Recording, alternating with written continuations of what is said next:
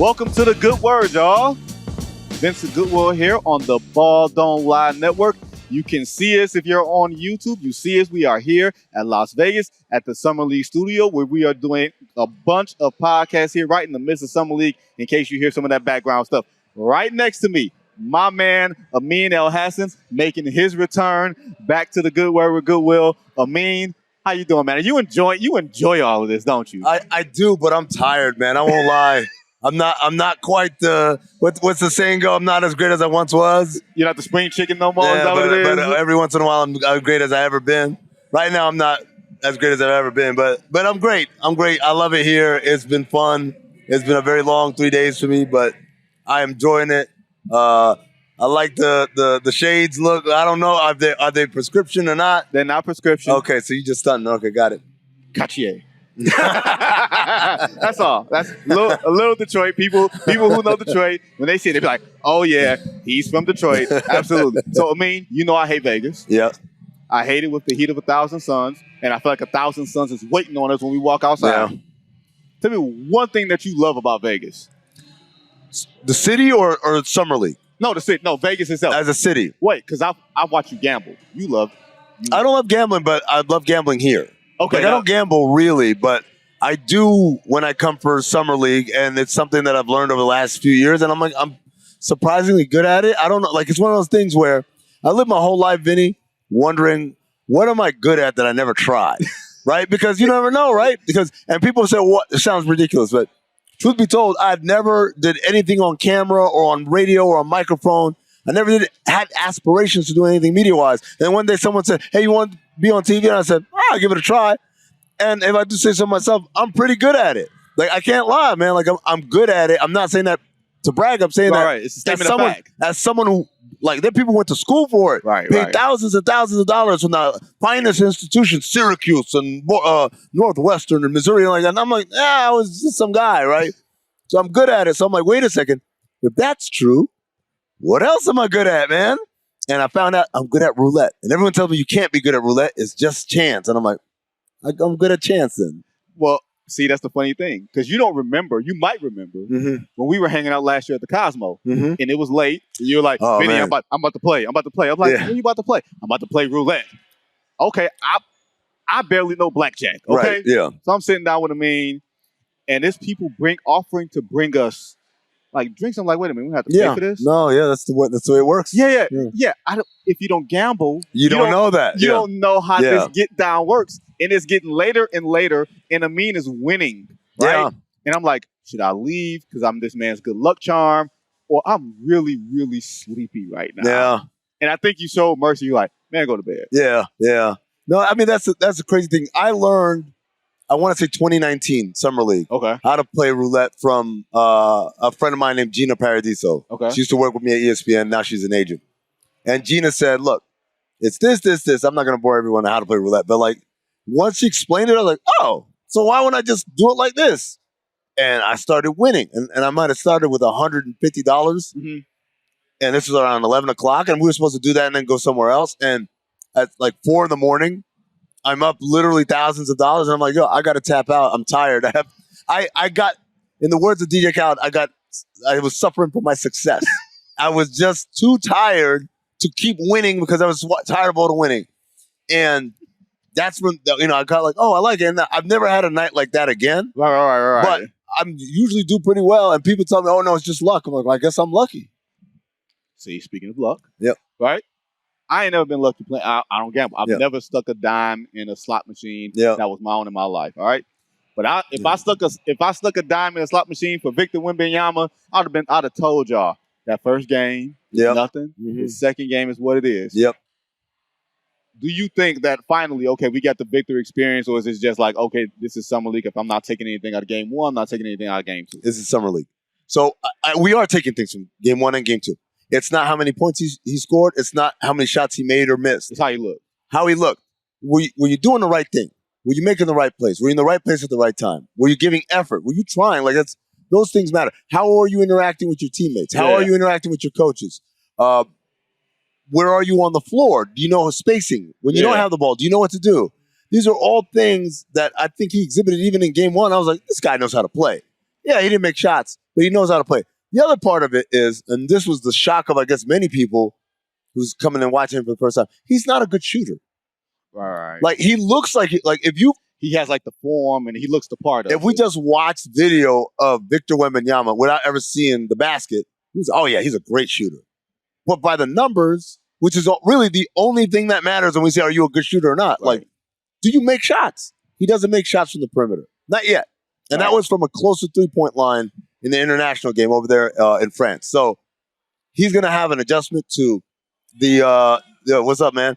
He's going to have an adjustment to the farther three-point line. He's going to have adjustment. Look, I get it. He's 7'3" and everything like that. But we got some athletes, too, here that he hasn't seen before. Mm-hmm. Guys who are big and long and agile and athletic and quick reactions and all that.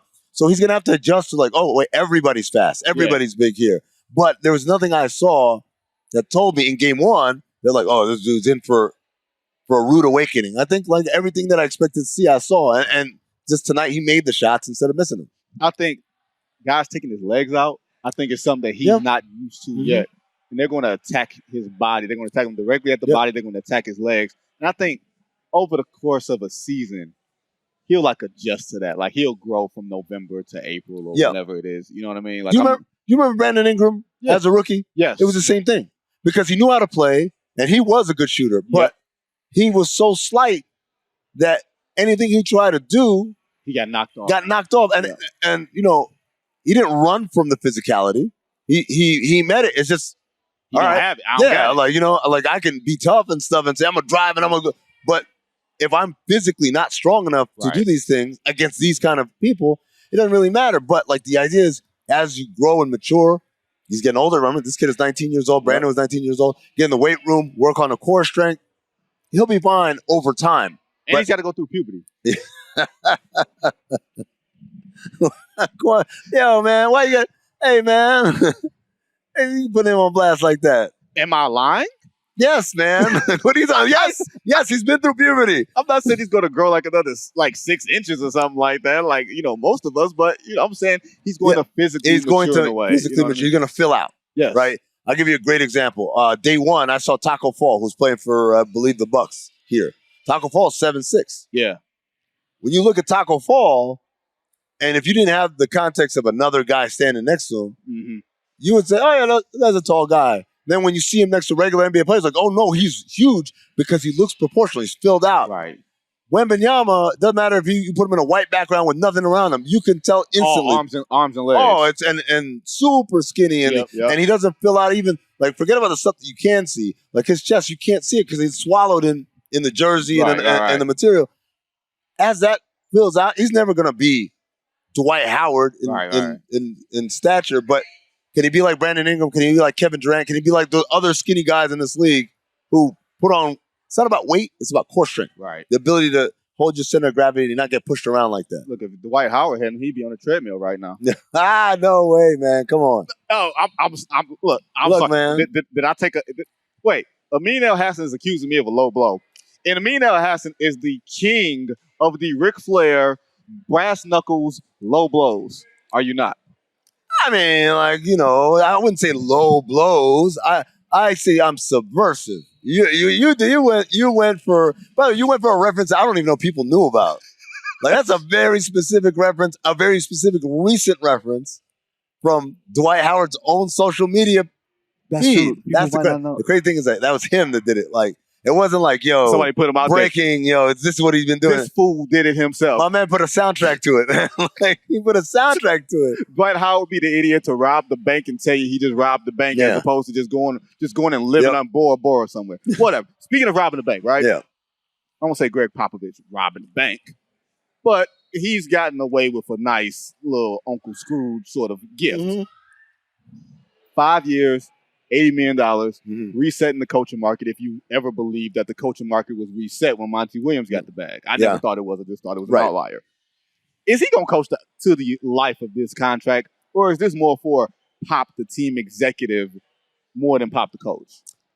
I think if it was the latter, I'm not saying he is going to coach all 5 years, but I'm just saying if it was the latter, this is just more about him becoming team executive, I think we would have a succession plan in there. The plan is Pop is going to do this, but we got so-and-so waiting in the wings. Or maybe they don't want to tell us. Right. We're going to start the search now for the next, America's next great Gregg Popovich, right? Or whatever. But they didn't do that. I think he has every intention of coaching for as long as he can, which isn't just about desire and mental stimulation. Right. For him at his age, it's like physically, dude, all that flying, all the travel, the late nights, the early mornings on the bus, on the road. It's exhausting. It takes a toll. He's not physically in the same kind of pain that Phil Jackson was in. Right. But you can remember Phil Jackson. He was in the high chair. He was in the high chair. And for people, man, he was doing that whole what if I just coach home games thing. He was talking about that as an idea for a while before he actually then called it quits. So I don't know where Pop is physically in that way. Right. And then obviously, as we said, the mental part of man, do you really want to keep doing this? But I tell you what, someone gave me $80 million. I'll keep doing a lot of things that I didn't want to do anymore. It's a crazy thing because I looked at, the Spurs are kind of like this model of, sort of the model of jumping around behind us like this little kid is. Don't roll your ankle. Please don't. Now you're wearing Crocs. Don't roll your ankle. Like the Spurs are this model of load management. Can you load manage a coach? Look, if you can, I know who's going to be the first to do it. Wait, what? Ty Lue? No. From the makers of Load Management 1 comes Load Management 2, Coaching Boogaloo. Gregg Popovich coaches 60 games for the next 5 years. You can take that. 60 games a year? Yeah. Oh, you yeah. You won't have to rotate. If he goes through all the 5 years? Yeah. Oh, yeah. 60. Yeah, you take that for sure. You take off the trips to Indiana. Now, here's the funny thing. How many heir apparents have there been? That's my favorite. Once upon a time, they said Bud's going to be the guy. Yep. Bud's the number one assistant coach in the NBA. He ain't leaving because Pop's going to step down and Bud's going to take over. And eventually, Bud was turning down jobs. And eventually, he's like, yo, man, I got to take something. So he goes to Atlanta and he's gone. Yep. Then it was Quinn Snyder. Quinn's going to be the heir apparent. And then Quinn Snyder goes to Utah. Right? No. And then when Quinn lost his job in Utah, they were like, he's going to come back. He's going to be the heir apparent. Yeah. What did he do? He went to Atlanta. You know what happens? The allure of Atlanta.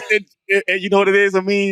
Becky Hammond, you on the clock to head to Atlanta next. Y'all know what it is. It's those Atlanta streets. They can't stay away from them. Yeah, man. Mike Budenholzer, Quinn Snyder can't stay out them streets.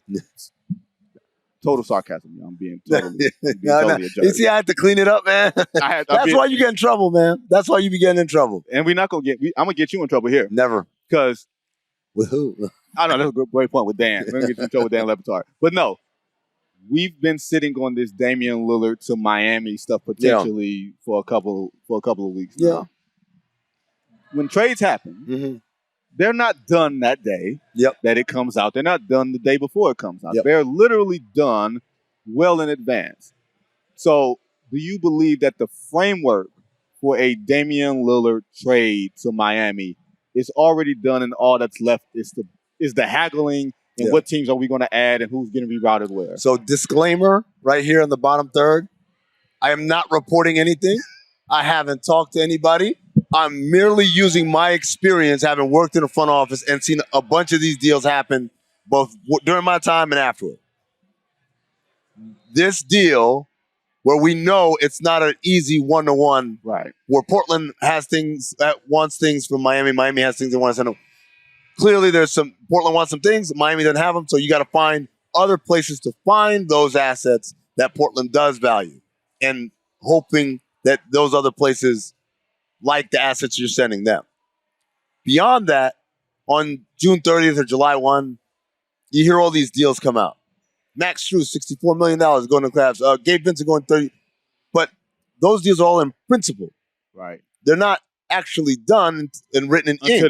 Until they're done. I think Gabe Vincent got introduced today to the media. Dylan Brooks got moved into a sign and trade from $480 to now it's going to be $490 because of the mechanisms and raises there, right? So sometimes the teams are trying to find out what the other parameters are if we expand this deal.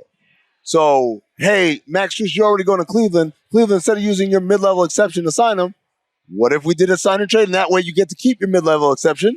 You get the player that you wanted. Hey, player, you get the money that you wanted. But now we get to take some assets back and reroute them this way. So I think what's happening right now, this is my just layman's from the outside looking in opinion, I think they're trying to expand that deal, see how many other things they can do to get Portland to a place where they feel comfortable about the haul they're getting in. It's the stuff they want, not just a bunch of stuff that they don't really care for.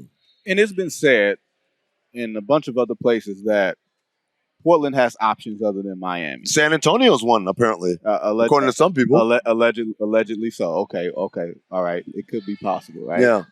But tell me how much the Damian Lillard contract, and not just people saying, oh, you signed the contract, you should stay, all those idiots who say you should be beholden to all that. Let's take that out of it. But just the sheer number of the $60 million, $120 million, what teams would love to absorb that at Damian Lillard's age with honestly the likelihood that he could get hurt over the next couple of years?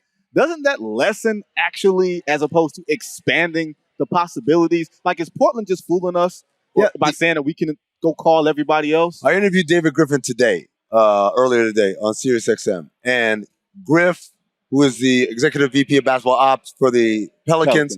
He's the one that his first thing when he came on the job was, hey, we got to trade Anthony Davis. And Anthony Davis wants to go to LA and only LA. And so we asked him, what was that like and how do you create leverage? And he said, honestly, this right here, what y'all doing right here. By people talking about Boston, talking about other places that AD could go, they were able to create the illusion of leverage, the illusion of like, well, I could just send them over here and they're willing to do it, whatever. And that made LA kind of come correct. He said it's not like they came disrespectfully before. Right. But it allowed them to extend what the Lakers were ultimately offering. And they got what we all agree was an amazing haul for Anthony Davis. Right now, I think all this chatter, I think some of the published reports indicating that, again, places like San Antonio could be a dark horse. That is all done with the purpose of creating the illusion of options and leverage, when all along we know there's only one destination. Because the reality is, at Dame's age, with that money on the books, and most importantly, him saying, I don't want to go anywhere else, that's way too big of a risk for me as a good team or a team that's given up good assets to just hope. Well, I hope he's cool. I hope he's willing to listen to me. When Aaron Goodwin is coming out saying it ain't happening, that throws cold water on the market. So anyone who would love to have Dame, and make no mistake, 30 teams would love to have Dame. People keep saying 29 teams. No, 30. Portland love to have him too. Yep. But when they hear that, they're like, well, hold on now. I'm going to give up all of my available firsts and pick swaps and this young guy that we drafted a couple years ago that we really, really like for a guy who's telling me outright I don't want to go there. I mean, think of Steve Francis in 1999. Like, being drafted by Vancouver. I don't want to go there. I don't want to play there. And you could say, well, we took him and then we had the value, but like you never have the same value. Never. Every time the transaction happens, it lessens. Yes. So it's funny that you brought up Aaron Goodwin. I literally just thought of this. He had Isaiah Thomas was one of his clients. Yeah. Isaiah Thomas, 5'9" Isaiah Thomas. And there was the thing with Boston and his hip and playing on the hip and everything else, and he was supposed to get the Brinks Cup, and he never did. Yep. Boston is not mentioned as a team. Yeah. Do you think situations like that, where agent has a client, and then, I got another client, and Boston might want to get involved, but we remember how they treated us. Right. People say that doesn't matter. Right. And I bring that to you to say, Portland sending Damian Lillard where he wants to go versus where he doesn't can have a long-lasting effect, not only on their relationship with him once he retires, but also on future clients and players around the league. See, Portland it's a little different, right? Yeah. Because I think just the subtext of relationship. We all recognize, Isaiah kind of got done dirty. Yes. And I'm not saying done dirty because they didn't give him the money, but because he was pressured into playing in a medical condition that he probably shouldn't have played under. Right.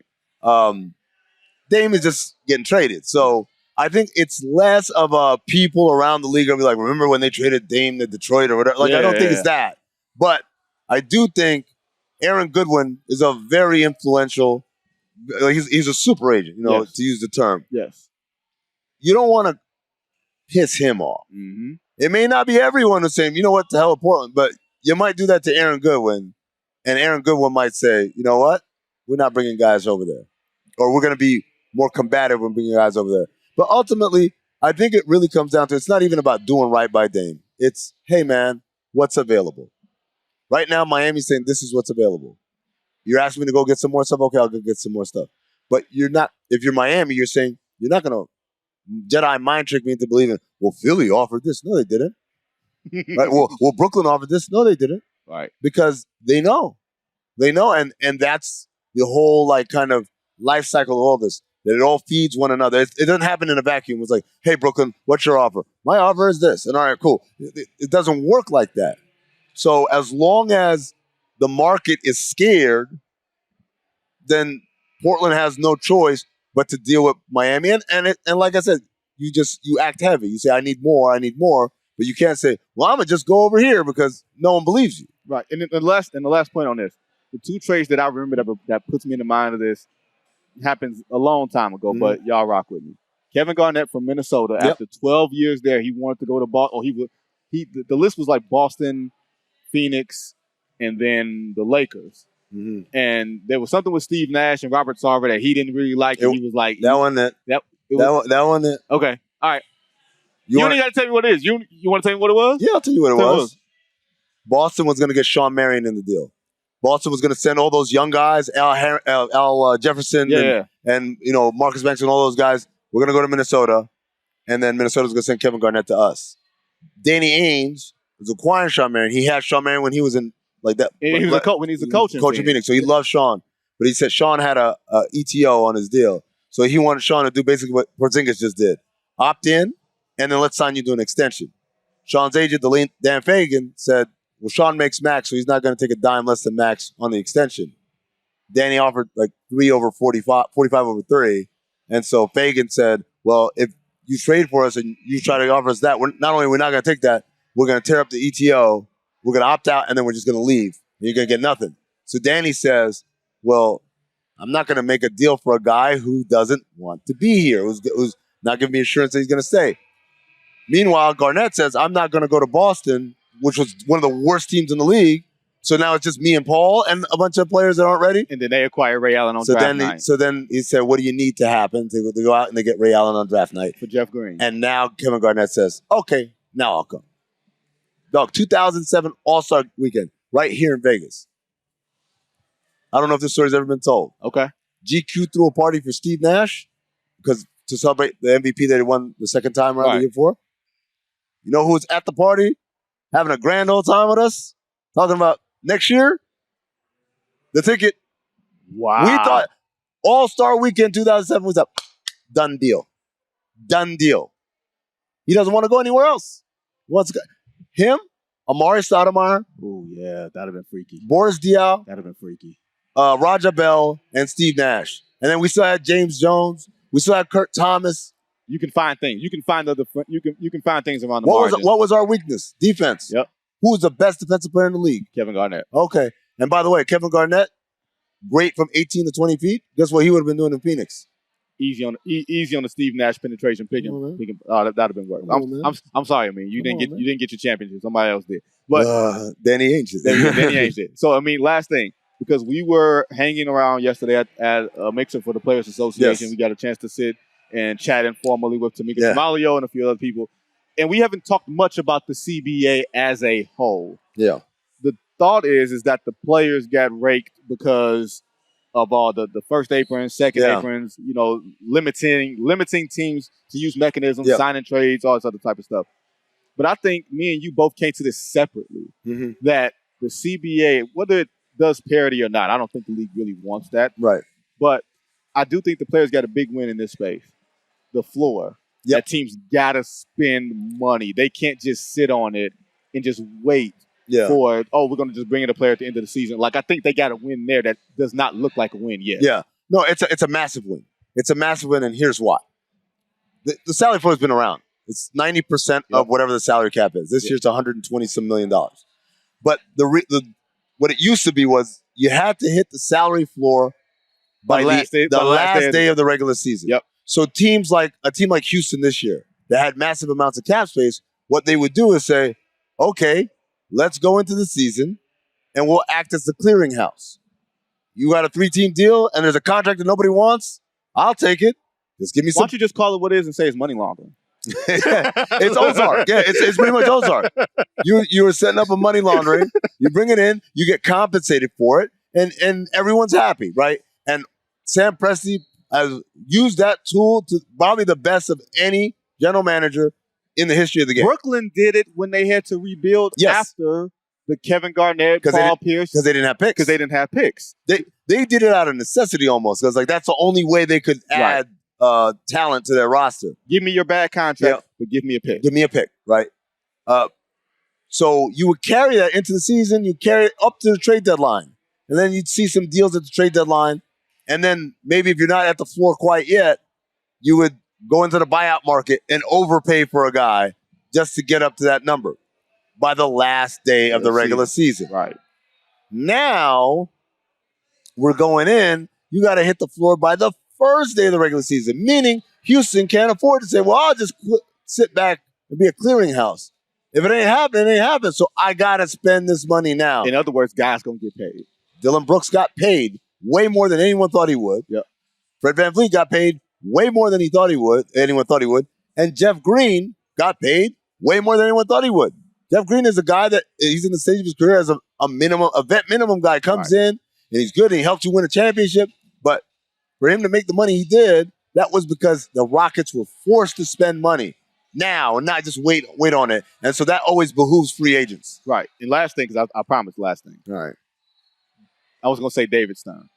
Adam Silver unleashed his new in-season tournament. Oh, the NBA Cup. The NBA Cup, I think it's going to be called the Stern Cup, the Emperor's Cup, something like that, right? The Emperor's Cup. The Emperor's Cup, right? I like that one. So, yeah, because that was my nickname for David Stern, and apparently he loved it but would never admit it to me back then. God bless. I love David Stern. But your initial thoughts on this whole thing, we all know the mindset of NBA players. Yeah. Are we going to be more skeptical about this, or are they going to be more skeptical about this? I got an easy answer for everybody who's saying, I don't know about this. Hey, guess what? Where's the camera? Right here? It ain't for us. It's not for you. It's not for me. Hell, it's not forget about LeBron. It's not for John Morant. It's not for RJ Barrett. It's not for any of these guys. It's for the 10-year-old kid in Grand Rapids, Michigan, who, let's say the Pistons go on this magical run in this thing, and they end up winning it. And this 10-year-old kid watches his local team hoist a trophy, and Cade Cunningham is hyped because this is the first taste of success he's had in this league. And the kid says, oh, man, that was the coolest thing ever. And then 10 years later, that kid's in the league. And he's like, I want to feel like that. And he says, who's won the most one of these? I'm going to be the one. This is for a generation of people who right now aren't even watching this. It's not for any of us. And it's also for networks because absolutely, this is something you can sell because you got a new TV deal coming in the next couple of years, and you want to have this thing set to where you can sell this to insert network here, right? Network executives who have a name very similar to Amin Elhassan, but not quite Amin Elhassan. Oh man, yeah. One can hope. Yeah, right. So my thing is, I think it is like you said, not for us, not for those players. Yep. It's not for LeBron. Nope. And those guys. It's for the players coming into the league. Yep. That the sweat equity, they're going to get used to seeing this. We're not going to ever get used to it to some degree. No, we're not. They're going to be used to it. But they're going to see it's the same thing as the Summer League. I remember when they said, hey, Summer League, we're going to have a tournament at the end, and we're going to crown a Summer League champion. And I was like, why? Nobody cares. We don't care. None of these teams get them. But guess who care? The players coming in. They're coming in and saying, look, there's a tournament. I want to win it. Because they don't know. They haven't been jaded yet. Right. All of us now, we're tainted. We're done. Players in the league, coaches, executives. It's not for us. It's for the fresh ones that still haven't come in yet. I have a really funny story because we're about to go. So I used to cover the Chicago Bulls. Mm-hmm. The Jimmy Butler, Derrick Rose, then the Jimmy Butler, Dwayne Wade, Rajon Rondo. And the Bulls won Summer League, I want to say, in 2016. And for guys, people who don't know, coaches wear these like team issued apparel, T-shirts and stuff. This is back in the day when they actually dressed like adults and they wore suits and stuff on the sidelines. But you will see coaches at practices wearing different T-shirts, right? So when Bulls coach Fred Hoiberg wanted to sent a message to his team? No. He didn't. showed up with the Victory in Vegas t-shirt. No. Yes, he did, I mean. Yeah. Yes, he did. Victory in Vegas. Let you know he really means business. No, man. That is Amin Elhassan from SiriusXM NBA Radio, Meadowlark Media. My man, I appreciate you, man. We're going to be back with Dan Titus right after this. Appreciate you, bro. Yes, sir.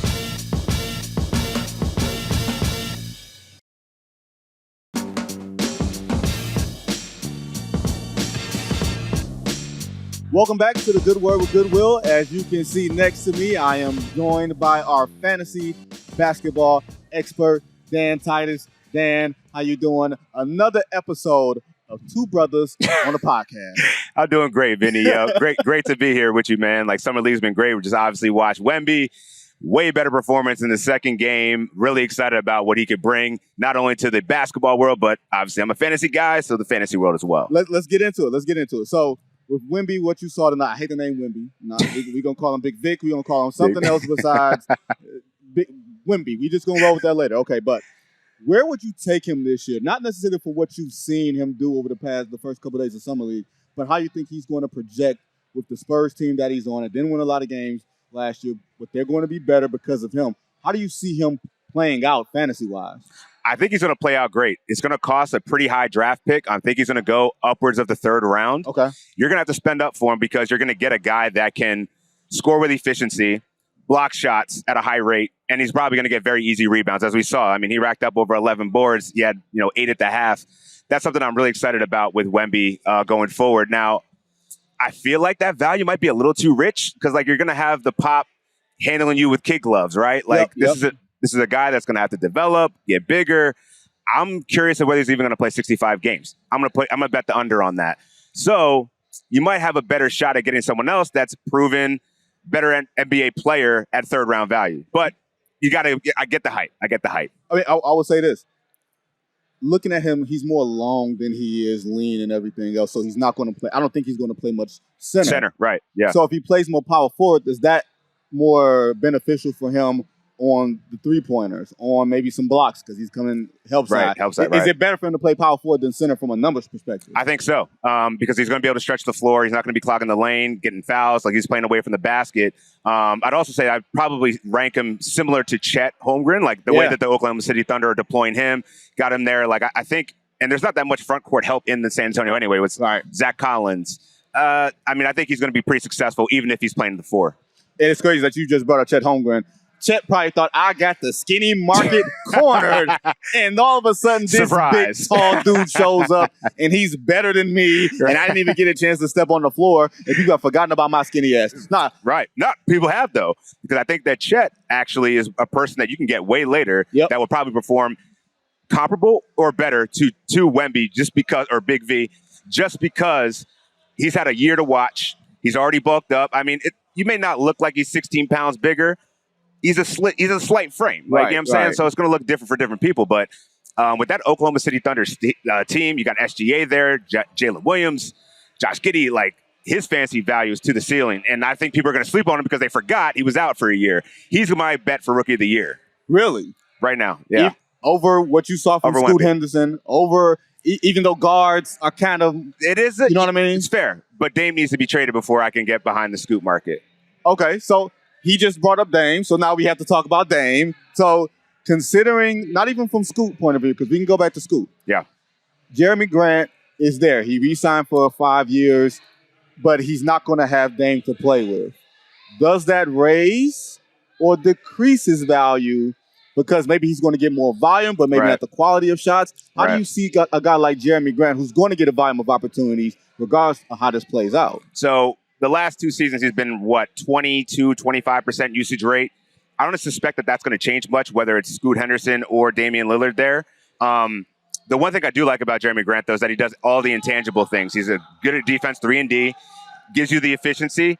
So I think his value is probably pretty consistent to what it is now. I'd actually say it actually raises the floor of Anthony Simons and Scoot Henderson. Okay. Because if Scoot has the ball in his hands and he becomes that cornerstone franchise player, he's already been a very selfless point guard. I could see him averaging upwards of 7 assists, 5 rebounds. You're looking at like a poor man's Derrick Rose in his rookie season that was like, right around the top 100 in fantasy.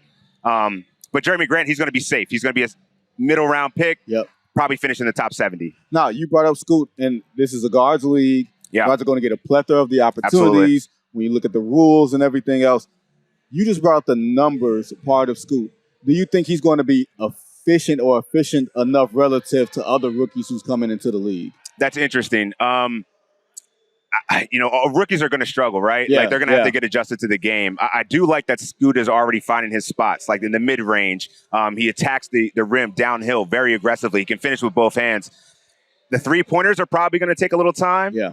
But I think he's already shown that, having played with NBA caliber talent since he was a kid, practically, I think he's kind of ready for the moment. So I could see him shooting somewhere around that 44% on the high end, but I'm not expecting anything higher than that. Well, now that we're in the rookies part of it, we just talked about school. Of course, we talked about Big Vic. Yeah.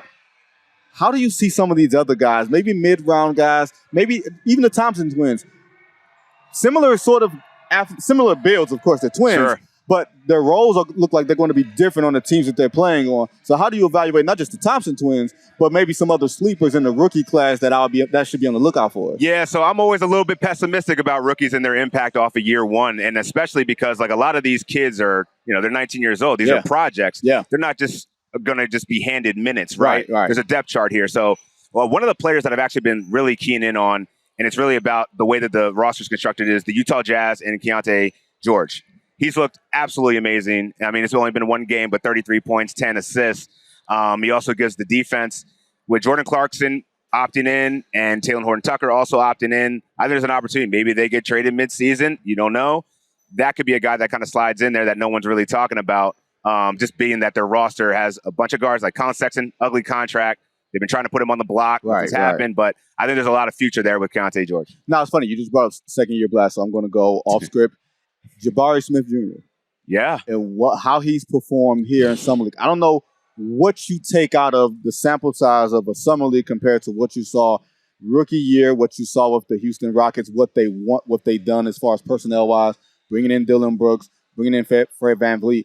Do you see the quality of looks getting better? Do you see a natural progression for sophomore year for him? How do you see him from a fantasy perspective evolving this season? I mean, for right now, it looks like he understood the assignment, right? Yes.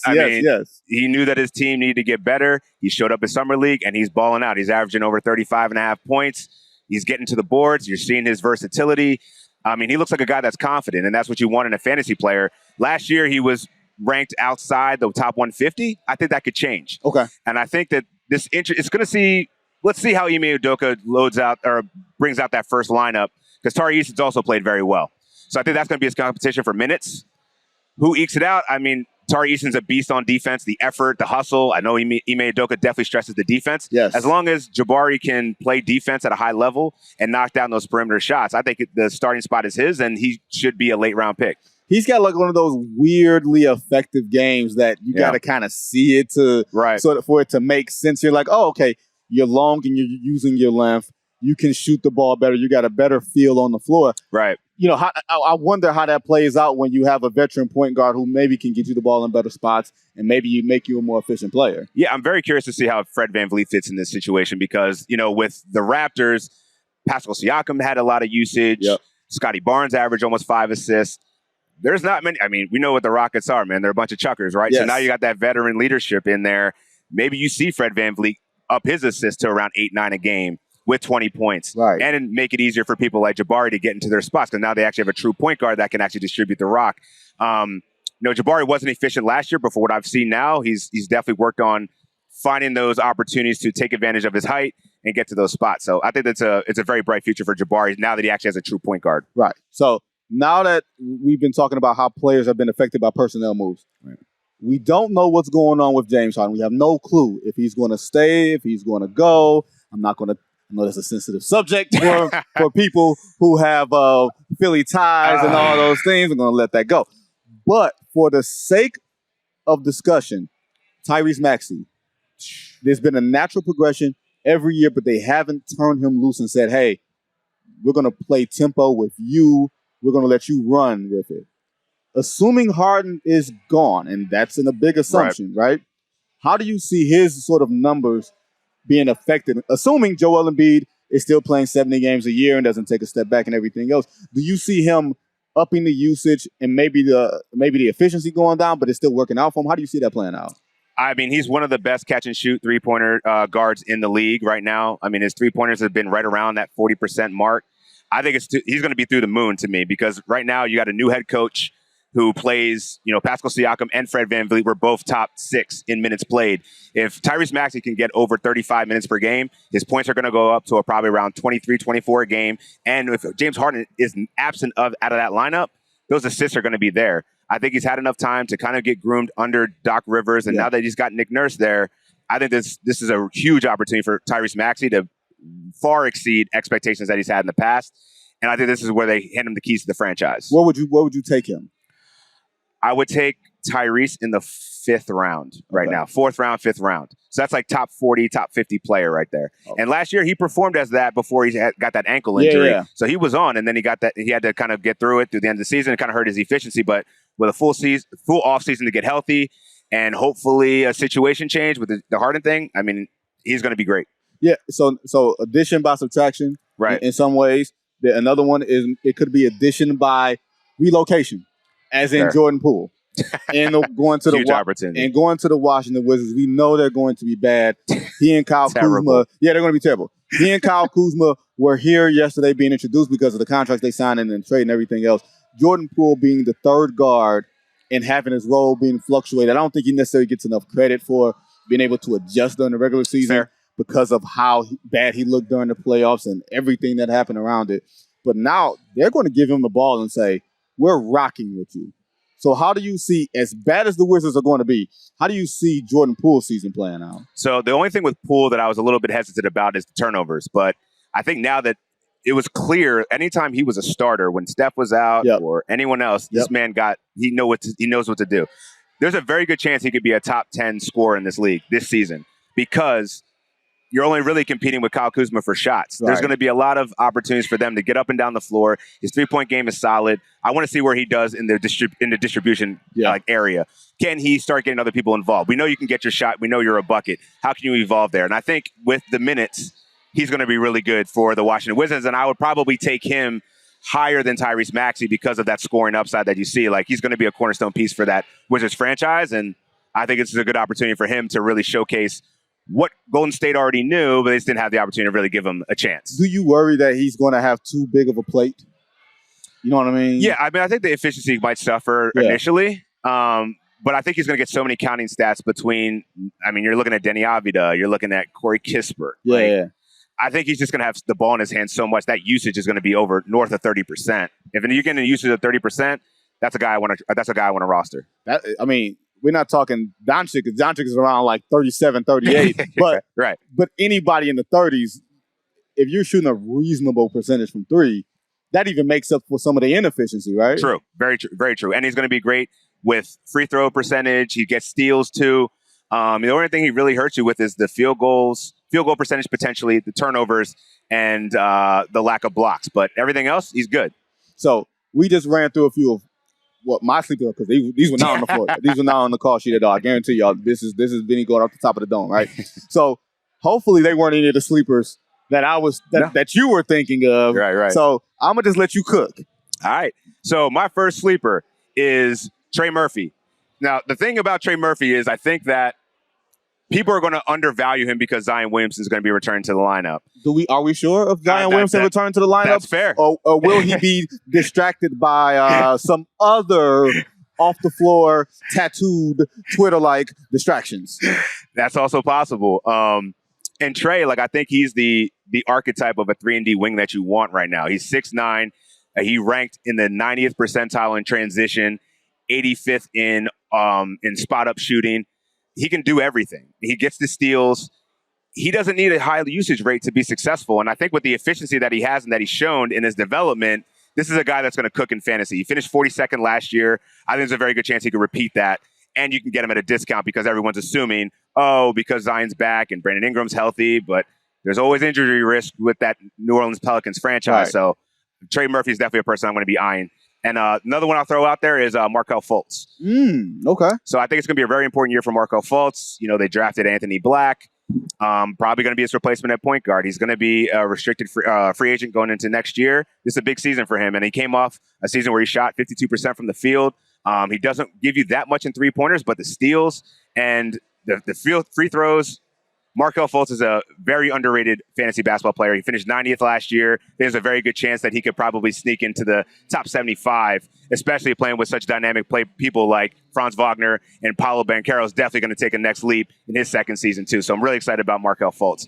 One last name I'll throw out, Scotty Barnes. I was going to ask you about him. Everyone's kind of down on Scotty because he had pretty comparable year to his rookie season. Yeah. He didn't take that leap, but now that Fred VanVleet's gone, this man is going to have point guard duties more than he had before. And Pascal Siakam's still there. Yep. That's true.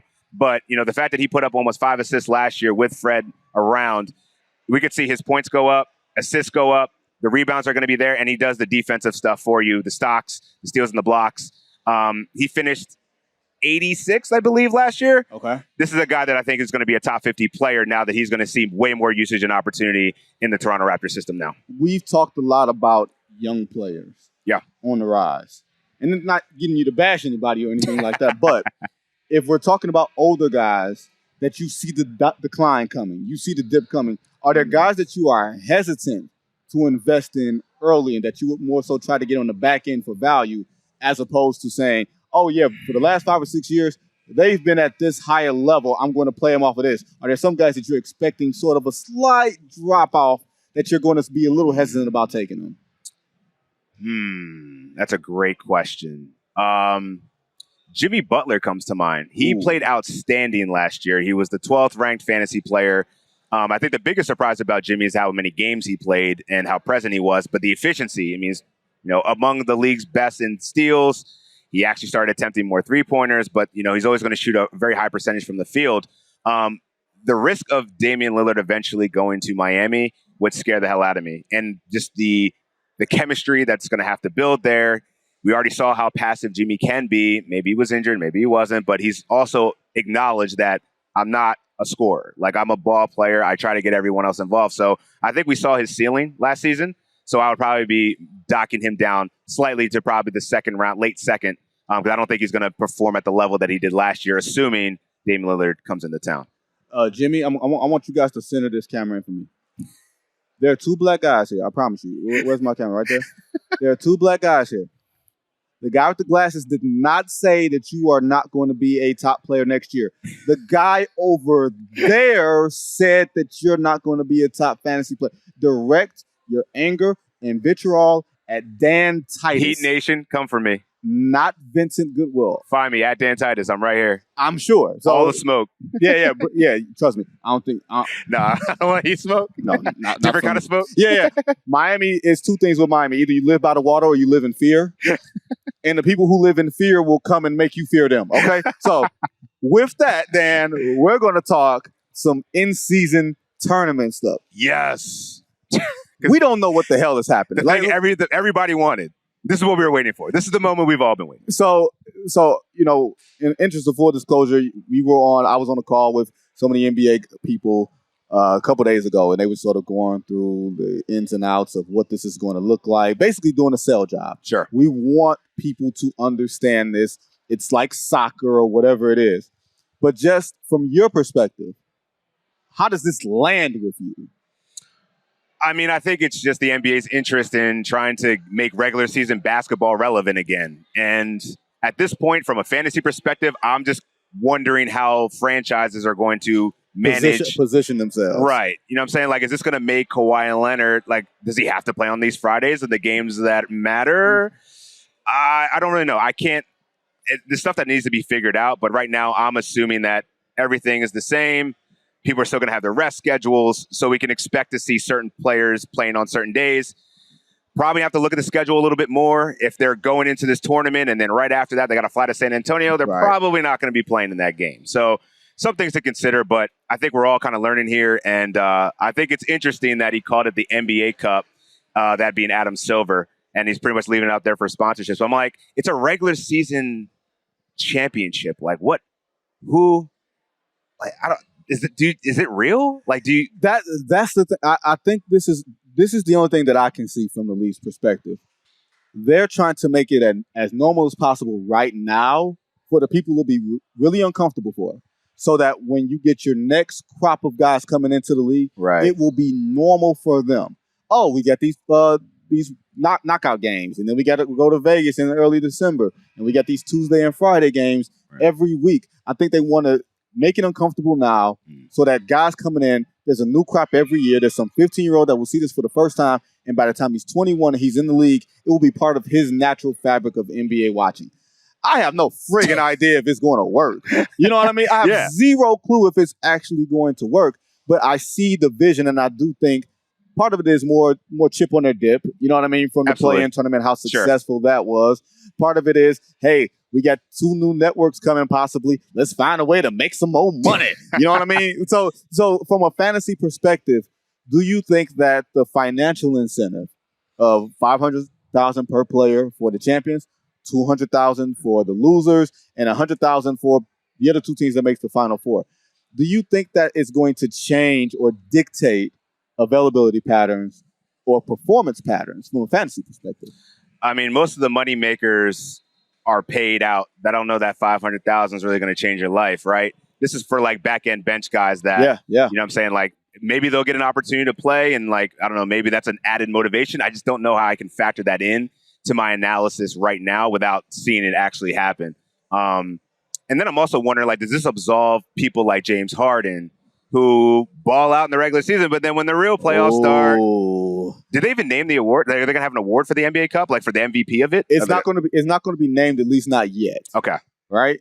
I have my own idea for what it should be named. It should be called the Emperor's Cup, in honor of David Stern, because that was my nickname for him. That little man was an emperor, and he loved emailing people and telling people, I didn't know you were a doctor, but you must have stayed at a Holiday Inn last night, and stuff like that. So yeah, the Emperor's Cup, I think, should be the name of it, but I don't know if you have a sponsor for that. And I don't know because you've run out of things to name like an MVP. Like, what do you name what player do we got next? Like, who's next on the list? Okay, how about this? So a player who was great in the regular season and flamed out in the postseason. Oh, I got you. We got the Karl Malone Award, y'all. That's gonna be the Cup MVP, the Karl Malone Award, right? So I was gonna go Clipper Cup, and then you got PG-13. You got James Harden potentially. I mean, Westbrook. We got a whole bunch of non-playoff performers. Oh, hate. Yes, Dan Titus just said that. So, but before we go, because I'm very curious how you're going to, because everybody has the things that they're right and wrong about. Sure. Give me your best fantasy pick over the past 5 years, like a guy that you're like, this year he's going to blow up, and he did blow up. And then give me the guy that you're like, man, I thought he was bringing it, and he was hamburger helper. He was dog food. So I'll start with the dog food first. Shout out to Jerry West, the wolf. Wolf.